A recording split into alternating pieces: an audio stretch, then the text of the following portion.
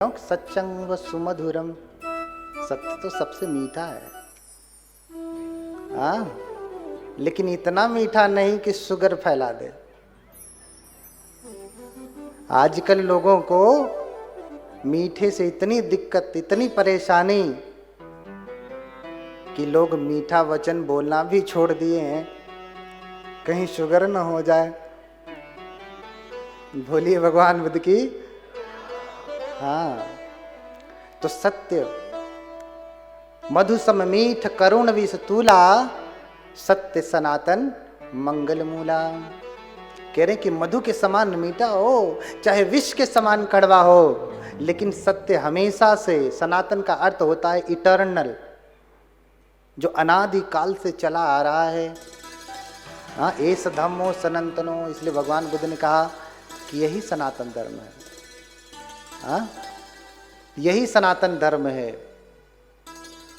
समझ रहे ना कि सत्य सनातन मंगल मूला। सत्य बोलेंगे तो हमेशा कल्याण करेगा, चाहे भले शुरू में लगे कि मामला बिगड़ गया, लेकिन सच बोला है आपने ना, तो पहले मामला बिगड़ा मिलेगा, लेकिन वो सच में सुधरा हुआ होता है।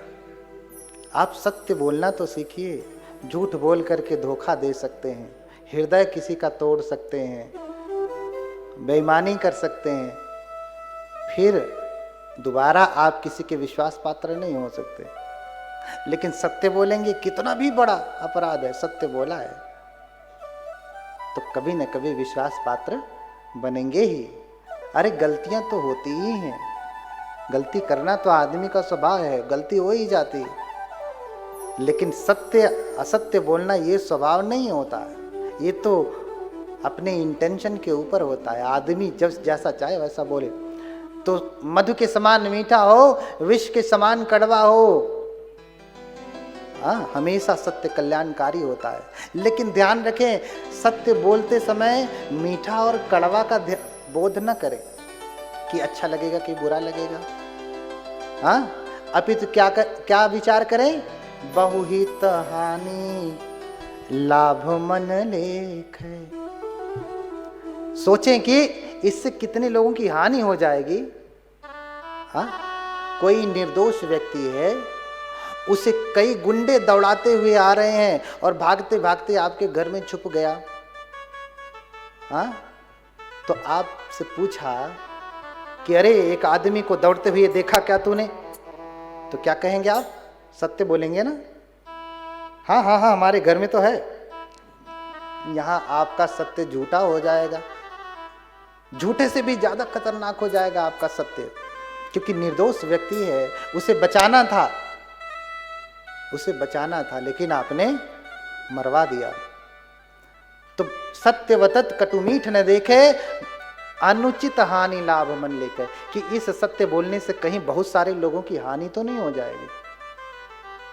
बहुहित हेरी वदय फुरबानी, जिससे बहुतों का हित हो, ऐसा सत्य बोलना चाहिए। नहीं तो मौन रहे लखी बहुहित हानि, जिससे बहुतों का अहित होता है ना, उस सत्य को नहीं बोलना चाहिए। उस सत्य को नहीं बोलना चाहिए जो आजकल हमारे बनते लोग कर रहे हैं। बहुत सारी बातें हो सकता है सत्य हो, लेकिन इससे हानि बहुतों की हो रही है, नुकसान बहुतों का हो रहा है, बहुतों की श्रद्धा टूटती है इससे।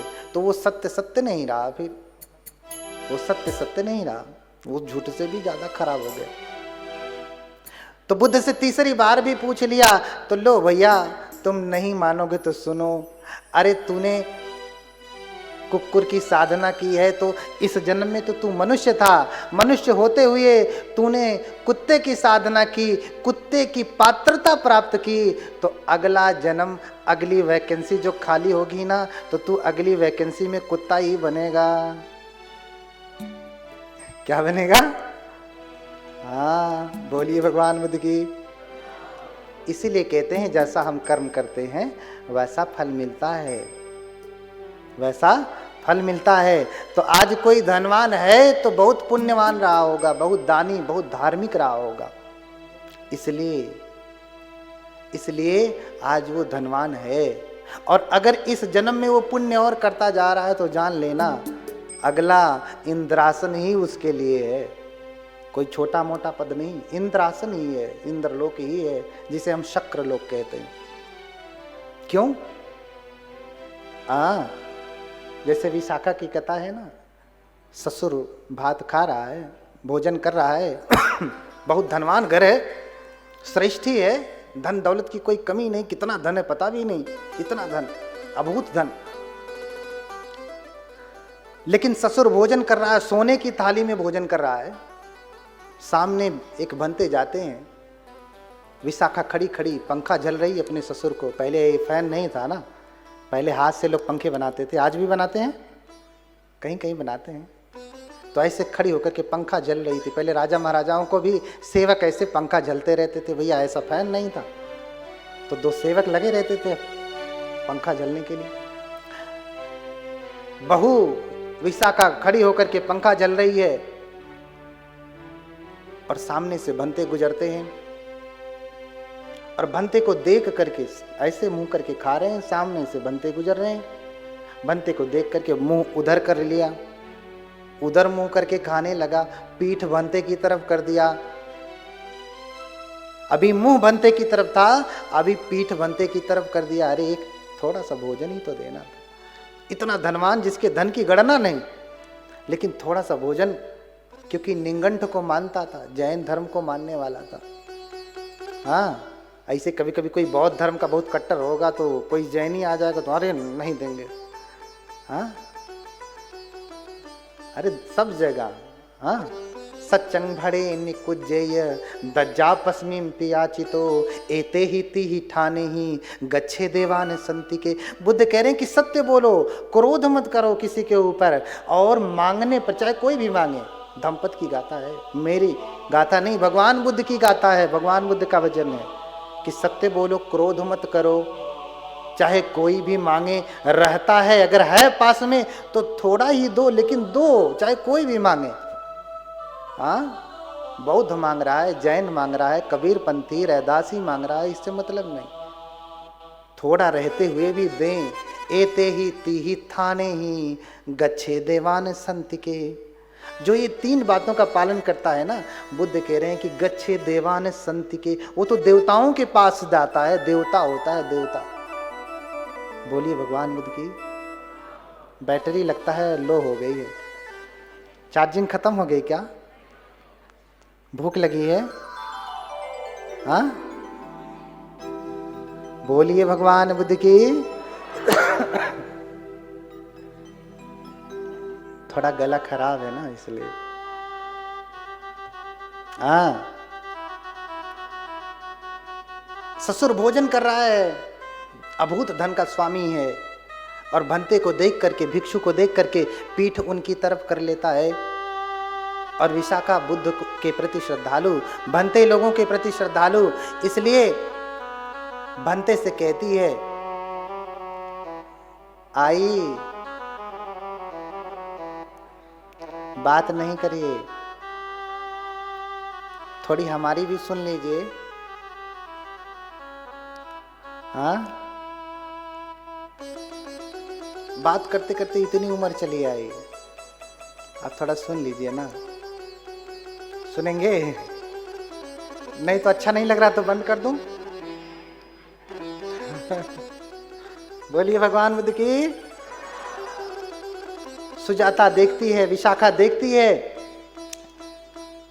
कि मेरे ससुर ने पीठ कर लिया भंते की तरफ, तो हाथ जोड़ करके कहती है, आतिच्छ भंते मह्यं सासुरो पुराणं खादति। अरे भंते जाइए, दूसरा द्वार देखिए, मेरा ससुर तो बासी खा रहा है, बासी। हाँ, तुरंत गुस्सा हुआ और झनक करके थाली फेंक दिया। अरे इतना उसमें से चावल देना था, दान नहीं किया, लेकिन गुस्से में आया तो पूरा भोजन ही फेंक दिया। देखो आदमी ऐसा। हाँ, दान करने का अवसर आता है तो दान नहीं करता है। हाँ, मुफ्त में धर्म सुन करके पुण्य अर्जन करना है तो नहीं करता है, लेकिन पैसे दे दे करके पाप खरीदता है। रात को चढ़ाया और हाँ, आदमी की गति क्या, देना था, पुण्य करना था, इतना सा दे देता तो पुण्य हो जाता, लेकिन गुस्से में आकर के पूरी थाली फेंक दिया, उसका क्या? हाँ, तो गुस्से में आकर के सोने की थाली फेंक दिया। कहता है तू कलंकिनी कहती है कि मैं बासी खा रहा हूं, अरे अभी तो ताजा ताजा बन करके आया है और तू कहती है कि मैं बासी खाता हूं। कथा लंबी है, कहने का तात्पर्य बाद में फैसला होता है क्या? सुजाता विशाखा समझाती है कि पिताजी आपको ये जो धन दौलत शोहरत मिली है ना, जो ये अभूत धन मिला है ना, ये सब पिछले जन्मों का पुण्य है। पिछले जन्मों में आपने पुण्य किया, इस जन्म में आप नगर श्रेष्ठी हुए, जो आपके पास इतनी अभूत संपत्ति है, लेकिन इस जन्म में आप पुण्य नहीं कर रहे, तो पहले का पका पकाया भोजन आज आप खा रहे हैं, आज कुछ पुण्य नहीं कर रहे हैं, पका नहीं रहे हैं, तो बासी ही हुआ ना, बासी ही हुआ ना। इसलिए बासी आपको मिला है तो उसको हमेशा ताजा करते जाएं। हाँ, सीखें, कुछ बड़े लोगों से सीखें कि ताजा कैसे किया जाता है। हाँ, सीखें कि ताजा कैसे किया जाता है। तो अगर आपका, भैया बहुत सारे लोगों के दर्शन है, कुछ कहेंगे भैया हम इस जाति में पैदा हुए, उस जाति में पैदा हुए, लंबी कथा है, लंबी बात है, आगे समझाऊंगा। बस इतना समझें कि कर्म वहां पे है, कर्म के कारण ही सब है। कम्मुना सतो कम्मुना गति, कम्मे सत्य विभजति यदिदं हीन पणितया। स्वयं बुद्ध कर रहे हैं कि कर्म के कारण ही व्यक्ति ऊंचा होता है, नीचा होता है। ये बुद्ध के वचन है, मेरे वचन नहीं है। अब देखिए बात बड़ी लंबी चली गई। सुमेध तपस्वी जो परम पुण्यवान हैं, तपस्वी हैं, बहुत सारा धन दौलत छोड़ करके आए हैं, 7 पीढ़ियों का धन दान करके तपस्वी बने थे। हाँ, 7 पीढ़ियों का धन दान करके सुमेध तपस्वी हिमालय पे तप करने गए थे। इसलिए सत्ताह भंतरे पंच अभिज्ञा 8 विधम पिच। तो व्यक्ति के पास जितना बड़ा त्याग करता है ना, उतनी ही जल्दी उसका फल भी मिलता है। बहुत सारे लोग हैं जीवन भर विपश्यना कर रहे हैं, लेकिन कुछ होता जाता। और कोई है एक शिविर किया, उतने में ही उतनी आनंद में भरा है कि कहना क्या। तो जिसने 40 शिविर किया उसको उतना लाभ नहीं जिसने पहला शिविर कर लिया। ऐसा क्यों? भगवान के समय में किसी का बाल बन रहा है, बनते होने के लिए बाल बनते बनते अरहत हो जा रहा है। यहाँ सारा जीवन मुड़ मुड़ा करके बैठा हुआ है तो भी अरहत नहीं हो, एक कायदे का बनते नहीं हो पाया। हाँ, चांगला बनते पण नाही झाला। हाँ, बोलिए भगवान बुद्ध की। क्योंकि पुण्य नहीं है, इसलिए ऐसा नहीं। सुमेध तपस्वी बहुत बड़ा त्याग करके आए हैं, इसलिए थोड़े ही समय में उसका फल भी मिल गया। तपस्या ने रंग लाया और 8 समापत्ति वाले, 5 अभिज्ञा वाले हो गए। और जब सुनते हैं कि बुद्ध आ रहे हैं तो मैं क्या कर सकता हूं? मैंने कहा ना, जब कोई पुण्यवान व्यक्ति होता है, कोई श्रद्धालु व्यक्ति होता है, तो चाहता है कि मैं अब क्या करूं, मैं क्या कर सकता हूं, तो मैं क्या करूं। देखिए, 5 अभिज्ञा और 8 समापत्ति से युक्त व्यक्ति अरहत के जैसा ही होता है। इच्छेय च अहम मज्जे हंत्वानंतरणे भवे संघस्य नौको हुत्वा भविष्यं पुरं वरं। इतना बल होता है, अगर वो चाहे तो इसी लोक में समस्त आवरणों को त्याग करके, समस्त क्लेशों को त्याग करके अरहत हो सकता है। 5 अभिज्ञा और 8 समापत्ति वाला व्यक्ति अगर चाहे तो इसी जन्म में अरहत हो सकता है, इसी क्षण हो सकता है, इतनी क्षमता होती है। ऐसा व्यक्ति कह रहा है कि अरे बुद्ध आ रहे हैं तो मैं क्या करूं। तो थोड़ा सा रास्ता मुझे भी दे दो, मैं भी रास्ता बनाता हूं।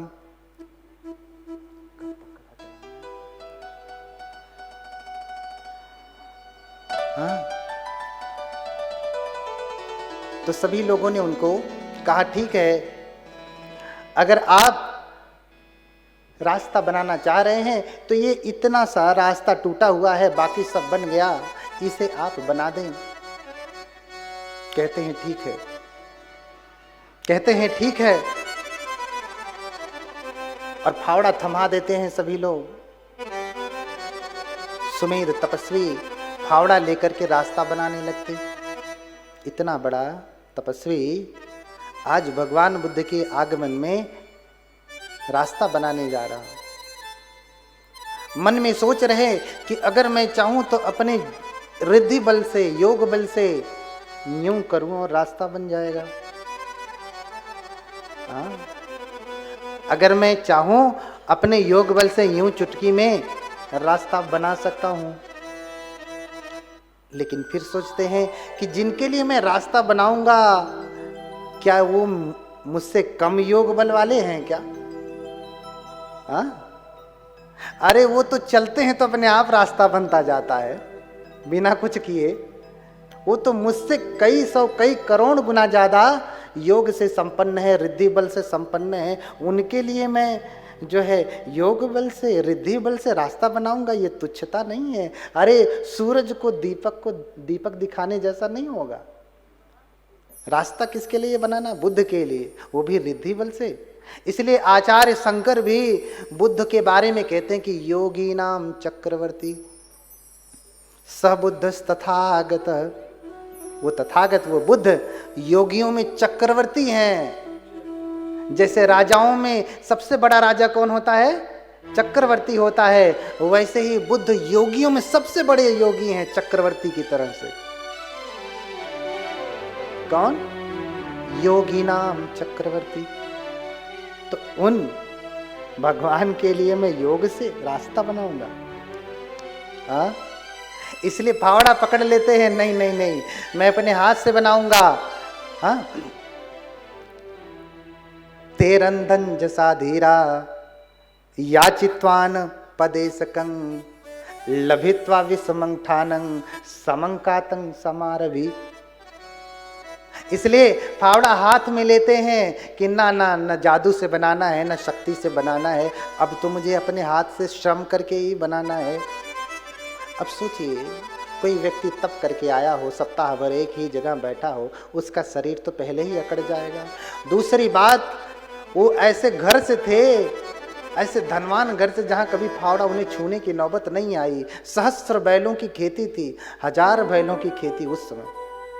हाँ, तो सोचिए, राजा थे, राजा पुत्र ऐसे समझिए।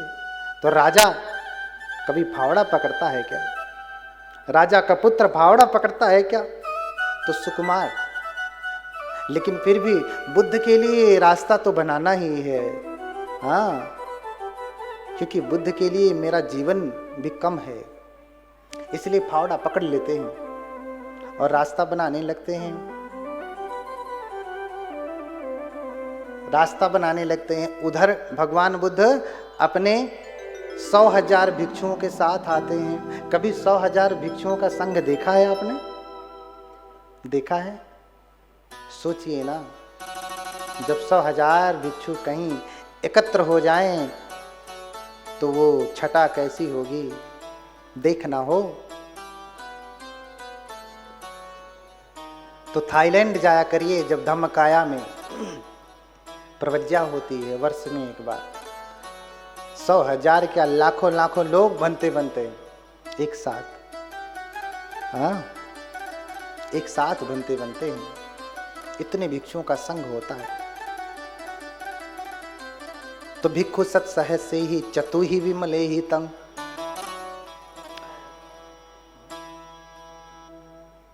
तो 100,000 भिक्षु हैं, उनमें भी 4 प्रकार से विमल भिक्षु हैं। 4 प्रकार से विमल क्यों कहा? चतु ही विमले ही तंग। 4 प्रकार से पावन हैं, पवित्र हैं, निष्कलंक हैं। क्यों कहा?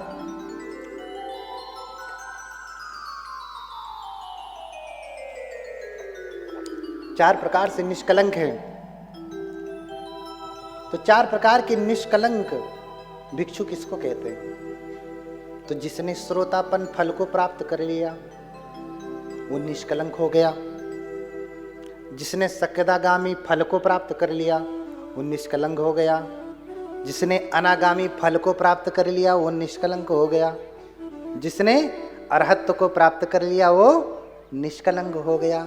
तो उनके संघ में श्रोतापन्न भिक्षु भी हैं, सक्यदागामी भिक्षु भी हैं, अनागामी भिक्षु हैं और अरहत भिक्षु हैं। इसलिए कहा कि चतुहि विमले तंग निमंतयिम दानेन मया लोके नायकम। आज वो लोक के नायक भगवान बुद्ध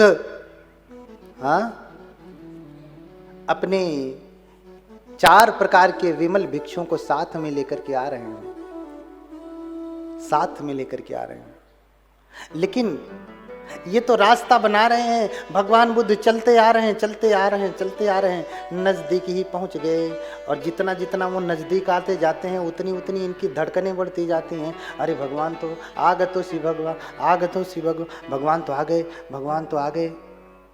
हाँ, जैसे घर में जब बारात आने लगती है, तैयारियां ना हुई हो तो मन घबराने नहीं लगता है। अरे बारात तो आ गई, बारात तो आ गई, अब क्या करना है, जल्दी जल्दी जल्दी जल्दी जल्दी, जो हुआ सो हुआ, जो नहीं हुआ सो छोड़ दिया, होता है ना। अब यहाँ तो भगवान आ रहे हैं, यहाँ तो भगवान आ रहे हैं। आगतोषी भगवान, भगवान तो आ चुके हैं, आ गए हैं। अरे आते जा रहे हैं, आते जा रहे हैं, आगतवान आते जा रहे हैं। नज़दीक जितना जितना नज़दीक आ रहे हैं उतना उतना ये घबरा रहे हैं, परेशान हो रहे हैं कि रास्ता तो बना ही नहीं, इतना रास्ता बचा रह गया। क्यों? क्योंकि सुकुमार हैं, फावड़ा चला तो रहे हैं लेकिन उतना तेज नहीं चला पा रहे हैं।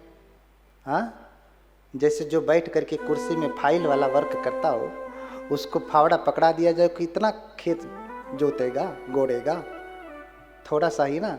और जो किसान हर दिन खोदता रहता है वो तो मिनट भी नहीं लगेगा, न जाने कितने स्क्वायर फीट खोद देगा। हाँ, भगवान आ गए। अब सोचते हैं कि भगवान तो आ गए, अगर भगवान इसमें से चल करके जाएंगे तो इनके पैरों में कीचड़ लग जाएंगे, तो मेरा तो नाश समझो, मेरा तो नाश हुआ समझो। देखो, इतना बड़ा व्यक्ति, हाँ, साधना की इतनी ऊंची अवस्था को प्राप्त व्यक्ति भी ऐसा सोच रहा है कि अगर भगवान बुद्ध का पांव कीचड़ में पड़ गया, उनके श्रावकों का पांव कीचड़ में पड़ गया, उनके पैरों में कीचड़ लग गया, तो जान लीजिए कि मेरे लिए अपराध हो जाएगा, मेरे लिए अपराध हो जाएगा, दोष लग जाएगा, जीवन कलंकित हो जाएगा कि अरे क्या सुमेध, तू रास्ता नहीं ठीक करता। हाँ, तो मैं क्या करूं, कुछ समझ में नहीं आता है। तो भगवान जैसे ही नजदीक आ जाते हैं, भगवान की तरफ मुंह करके मुंह के बल ही लेट जाते हैं, लेट जाते हैं। और जब लेट जाते हैं तो अकमित्वा में गच्छति हिताय में भविष्यति, भगवान आएंगे, मेरे ऊपर चल करके जाएंगे तो मेरे हित के लिए होगा, मेरे सुख के लिए होगा। भगवान अगर मेरे ऊपर चल करके जाएंगे तो मेरे सुख के लिए होगा। आजकल बहुत सारे भंते लोगों में भी थोड़ी कुरीतियां आ गई हैं। कंबोडिया में ऐसे लोग लेट जाते हैं, थेरवाद के भंते लोग, उनके ऊपर ऐसे ऐसे चलते हुए जाते हैं और कहते हैं मंगल होता है। और कुछ तो डंडा लिए रहते हैं, टन टन टन मारते हैं, कहते हैं इससे मंगल होता है। थाईलैंड में कहीं कहीं कुछ कुछ प्रभाव हो रहा है। हाँ, जैसे कितने भी बड़े भंडारण में आलू रख दिया जाए तो कहीं कहीं आलू सड़ने लगता है। अब भंडारण का दोष नहीं है, एकाध तो कुछ है ही गड़बड़, सड़ेगा ही, कहीं से पहले ही छेद हो गया होगा इसलिए वो सड़ रहा है। भंडारण का दोष नहीं है। हाँ, दोष किसका है? उस आलू का है, उसमें कहीं न कहीं छेद रहा होगा या कीड़ा लग गया होगा, पहले से ही लगा रहा होगा, कुछ न कुछ तो कटा पिटा रहा होगा, इसलिए वो सड़ना शुरू कर दिया। दोष भगवान की शिक्षा का नहीं है, कि भगवान बुद्ध का धर्म गड़बड़ है। दोष तो उस व्यक्ति का है, उसमें पहले से ही छेद है, पहले से ही कलंक है, इसलिए सड़ने लगता है। हाँ, सड़ने लगता है। अब भगवान बुद्ध आएंगे, मेरे ऊपर चल करके जाएंगे। अकमित्वा में गच्छति हिताय में भविष्यति, मेरे ऊपर से चल करके जाएंगे तो मेरे हित के लिए होगा, सुख के लिए होगा। लेकिन भगवान बुद्ध जैसे ही जातहि ताहि तितय अवलोकी, अरु आए समीप रहे पद रोकी।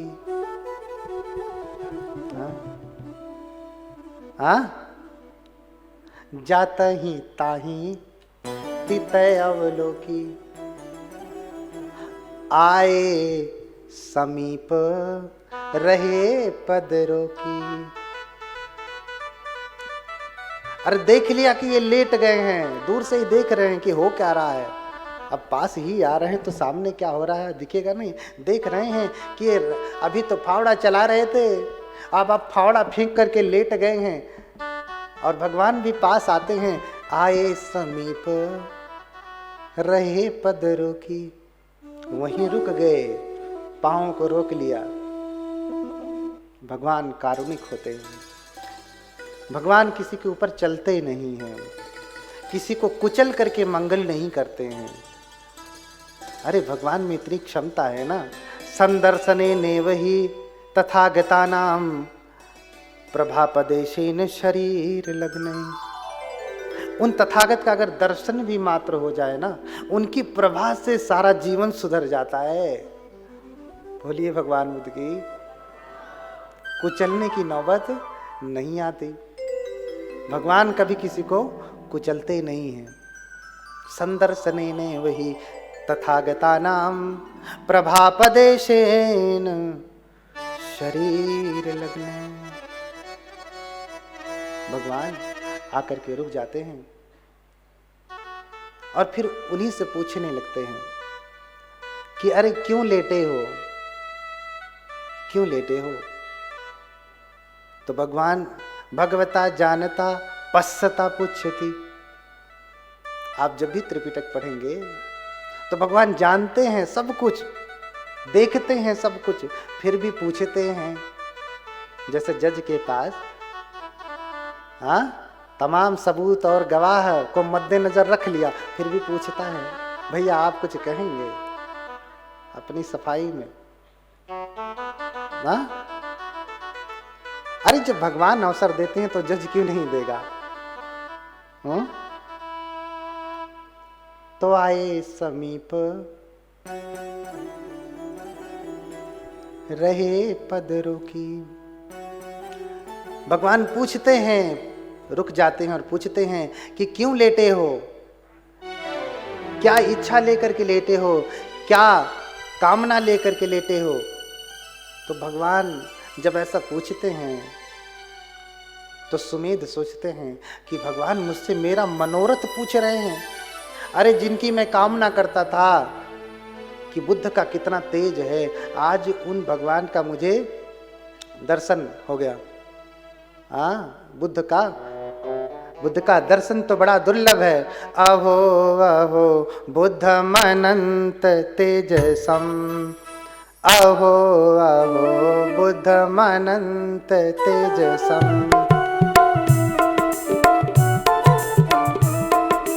अहो अहो बुद्धम अनंत तेजसम,